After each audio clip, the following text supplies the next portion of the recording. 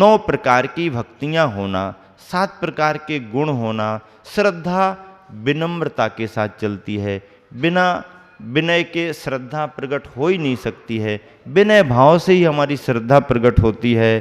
तो ऐसे विनय का गुण और 7 गुण और 9 भक्ति मिला लें तो कितने हो जाते? 9 7 कितने होते हैं? 16। 9 भक्ति और 7 गुण मिला लो तो 16 बन जाता है। मैं समझता हूं बाह्य शुद्धि के रूप में तो तुम्हारा 16 है ही, लेकिन आंतरिक शुद्धि के रूप में तो जहां 9 भक्ति और 7 गुण सम्मिलित हो जाते हैं, परिणामों का 16 तो वहीं पर तैयार रहता है। चौका किसे कहते हैं? चौका किसे कहते हैं? जहां पर 4 बातों का ध्यान रखा जाए वो चौका है। द्रव्य शुद्धि, क्षेत्र शुद्धि, काल शुद्धि, भाव शुद्धि। इन 4 शुद्धियों का जहां पर ध्यान रखा जाए वो चौका माना जाता है। अभी आपके यहां पर चौके नहीं है, आपके घरों में किचन है। क्या है आपके घरों में? क्या है घरों में? किचन है। किचन ही तो बनाते आप, नक्शे में यही तो लिखते हो यहां पर किचन बनाना है। किसी ने नक्शे में कहीं दिखाया कि यहां चौका बनाना है? इंजीनियर साहब इतनी जगह पर आप किचन बना देना। किसी वास्तु वाले से पूछेंगे हम अपना किचन किस दिशा में बनाएं? क्या पूछते हैं? किचन किस दिशा में बनाएं? हाँ, तो वास्तु वाला भी कहेगा कि भाई ठीक है, किचन को आप इस दिशा में बना लो। मकान बनाते समय, बिल्डिंग बनाते समय कभी कोई ऐसा कहता है कि हम अपना रसोई घर किस तरफ बनाएंगे, चौका किस तरफ बनाएंगे? नहीं, भाव वही है, पर शब्दों में, भाषा में तो फर्क आने लगा है।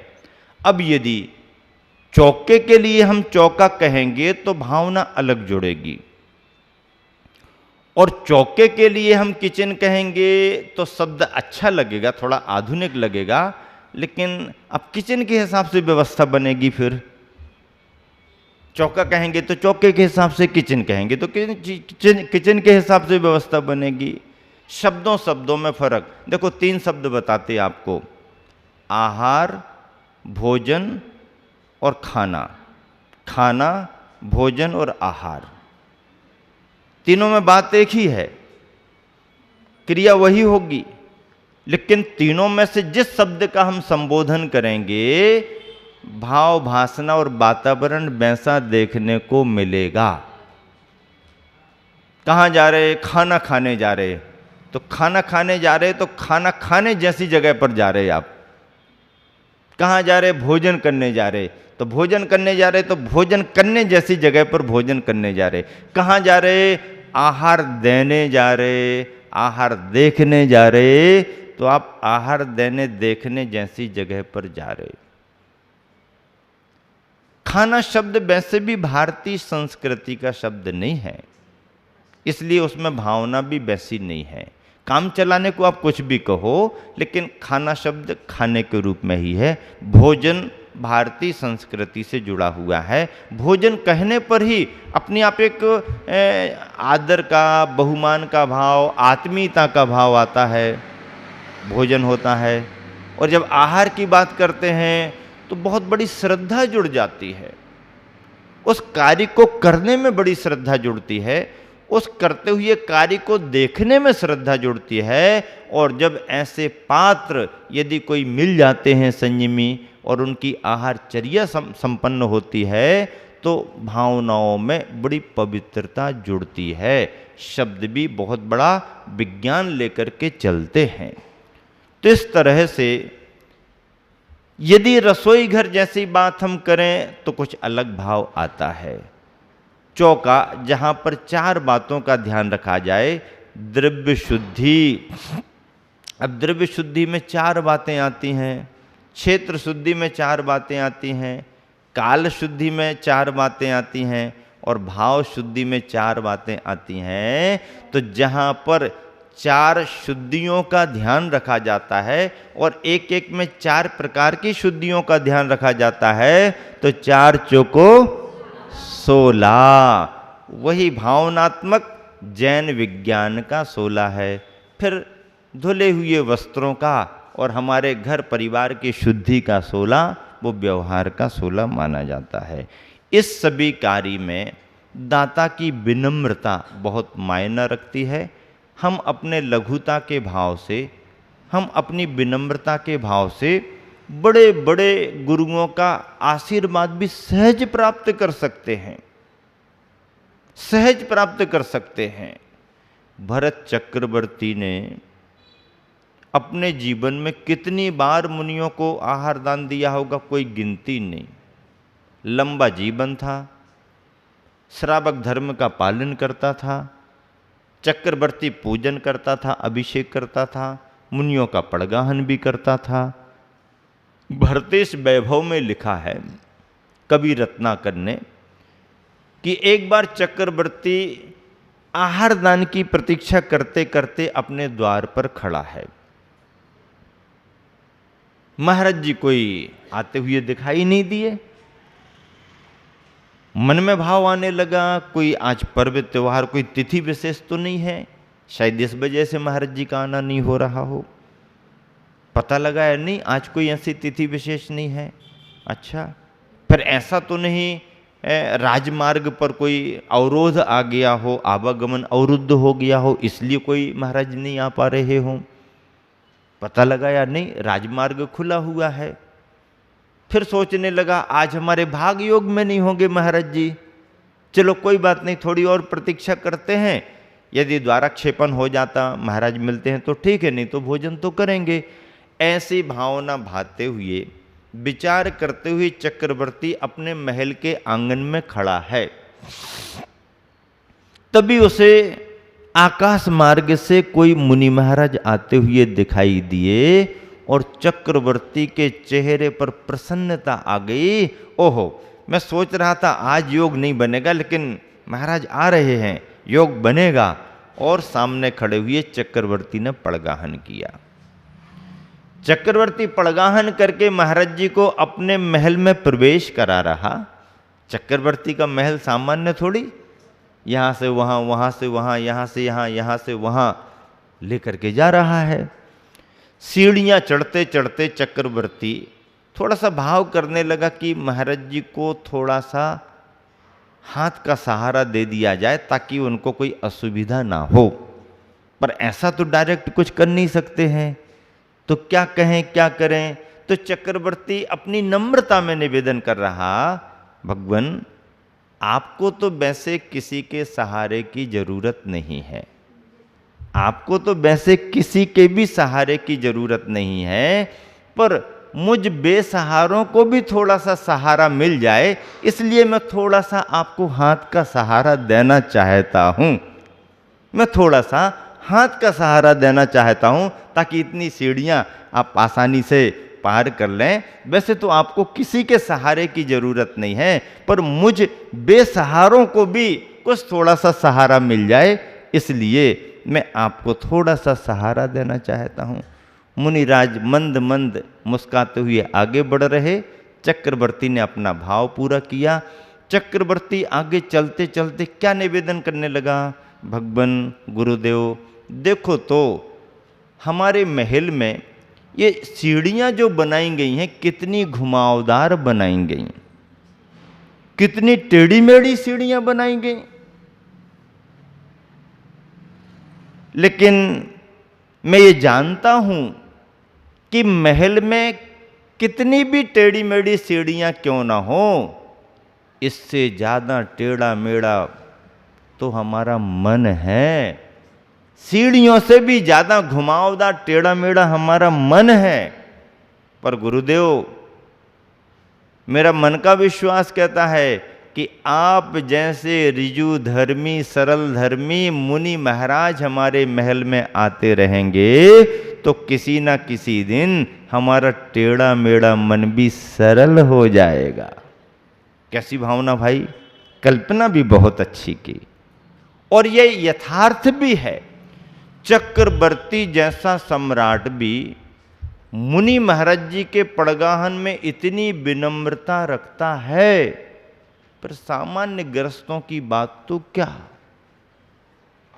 वनवास के काल में मर्यादा पुरुषोत्तम श्री रामचंद्र जी अपनी सहधर्मिणी सीता के साथ, छोटे भाई लक्ष्मण के साथ में वन वन में समय बिता रहे थे। दंडकारण्य जैसे वन में भी उन्हें रहना पड़ा। घनघोर वन अटवी, जहाँ पर सुरक्षा कहाँ से कैसे, केवल उनके भाग्य उनके पुण्य से सुरक्षा, बाकी सामान्य आदमी वहाँ कैसे रहेगा। भयानक अटवी थी, दंडकारण्य था। ऐसे दंडक वन में विराजते विराजते रहते रहते प्रतिदिन अपने धर्म का पालन भी करते थे, और आहार की बेला के समय में राम सीता खड़े होकर के भावना भाते थे, इस जंगल में हम तो भोजन करेंगे ही करेंगे, भोजन तैयार है, पर अपने भोजन करने के पहले यदि कोई महाराज कहीं से मिल जाएं तो भोजन भी धन्य हो जाएगा और आहार दान देने से हम भी धन्य हो जाएंगे। राम सीता पड़गाहन करने को खड़े हैं। आकाश मार्ग से दो मुनि महाराज जी आते हैं, एक नहीं दो आते हैं। पद्म पुराण में लिखा है, रवि सेनाचारी महाराज ने, आप पढ़ो। दोनों चारण रिद्धिधारी मुनि महाराज जी सामने खड़े हो जाते हैं। कितनी प्रसन्नता से, कितनी विनम्रता से राम सीता ने पड़गाहन किया। लक्ष्मण के पड़गाहन का उल्लेख नहीं है। पद्म पुराण में जो भी संदर्भ आया है, इस संदर्भ में लक्ष्मण जी किसी कार्य से जंगल में गए हुए थे, राम सीता ने पड़गाहन किया। चित्रों में तीनों को दिखा दें चलेगा, कोई बात नहीं, पर कथानक में राम सीता ने पड़गाहन किया। और शुद्धि बोल करके जब आहार दान प्रारंभ किया, कितनी राम सीता की भावना। चारण रिद्धिधारी दो मुनि महाराज का सानिध्य मिला। कौन से मुनि महाराज जी थे? गुप्ती और सुगुप्ती नाम के मुनि महाराज थे। गुप्ती और सुगुप्ती दो मुनि महाराज भाग्य से आए, जंगल में आए।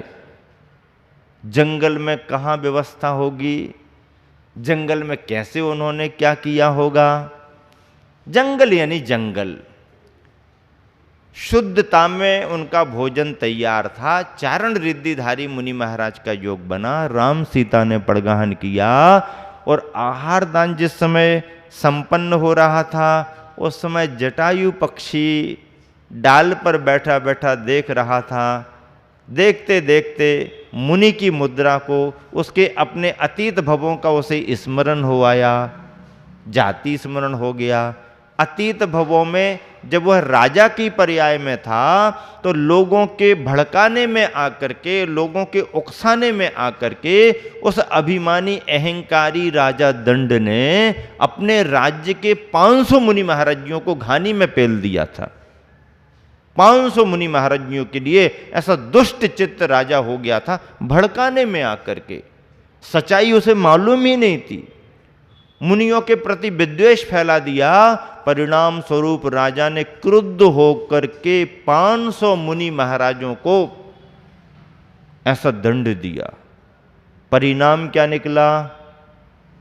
परिणाम तो राजा का मरण हुआ सो हुआ, लेकिन राजा के मरण के पहले एक मुनि महाराज जी आहारचर्या के लिए किसी दूसरे नगर में गए थे। वो लौट करके आ रहे थे, नगर में त्राही त्राही मच गई, भगदड़ हो गई। लोग, सामान्य आदमी परेशान हो गए, लोग घबरा गए कि ऐसे मुनियों के लिए राजा ने ये कैसा आदेश जारी कर दिया। तो वहां पर ऐसी भागा दौड़ी मचने लगी। तो मुनि महाराज ने पूछा कि भाई क्या बात है, घबराए क्यों हो तुम लोग? तो रोते रोते लोगों ने कहा कि महाराज इस नगरी में प्रवेश मत करो। क्यों प्रवेश ना करें? जैसा हाल तुम्हारे साथी मुनि महाराजों का वैसा तुम्हारा भी होगा। कैसा हाल हो रहा है? ऐसा ऐसा राजा करा रहा है। राजा ने ऐसा क्यों कराया? पता नहीं, ऐसा क्रोध में आ गया है, भड़काने में आ गया है। तो उस समय मुनि महाराज जी के मन में भी क्रोध आ गया। जो मुनि महाराज जी आहारचर्या करने को बाहर गए थे, बाकी मुनि महाराज जी तो शांत उपसर्ग शयन कर रहे थे, लेकिन इन मुनि महाराज को समाचार मिला तो हमारे साधर्मियों पर ऐसा उपसर्ग, ऐसा अन्यायी राजा, इस राजा को छोड़ूंगा नहीं। और ऐसा करके मुनि महाराज जी के अंदर इतनी क्षमता तो थी, इतना तपबल भी था, सामान्य व्यक्ति के पास इतनी क्षमता नहीं होती, इतना तपबल था कि उनके अंदर से अशुभ तेजो लेशा निकली और राजा सहित पूरी नगरी को भस्म कर दिया, पूरी नगरी को भस्म कर दिया राजा सहित। और अंत में उस अशुभ तेजस लेशा ने मुनि महाराज जी को भी भस्म कर दिया, क्योंकि अशुभ का परिणाम तो दोनों के लिए हानिकारक होता है। राजा दंड मर करके कितनी पर्यायों में भटकता रहा, नरकों में रहा, और कितनी पर्यायें दुख की कष्ट की व्यतीत करते करते जटायु का पक्षी बना। और जब चारण रिद्धिधारी मुनि महाराज का आहार हो रहा था, उस दृश्य को देख देख करके पश्चाताप होने लगा, अतीत का स्मरण हो गया, रोने लगा, भाव विह्वल हो गया। मुनि महाराज जी ने उसकी भाव भंगिमा समझ ली और आहार संपन्न होते ही मुनि महाराज ने जटायु को संबोधन दिया। जटायु क्या कर सकता था? पश्चाताप करते करते करते करते मैं आहार दान दे नहीं सकता, ऐसे मुनियों पर मैंने घोर उपसर्ग किया, अपनी अज्ञानता के कारण, अहंकार के कारण, नासमझी के कारण ऐसा विचार करते करते पश्चाताप हुआ।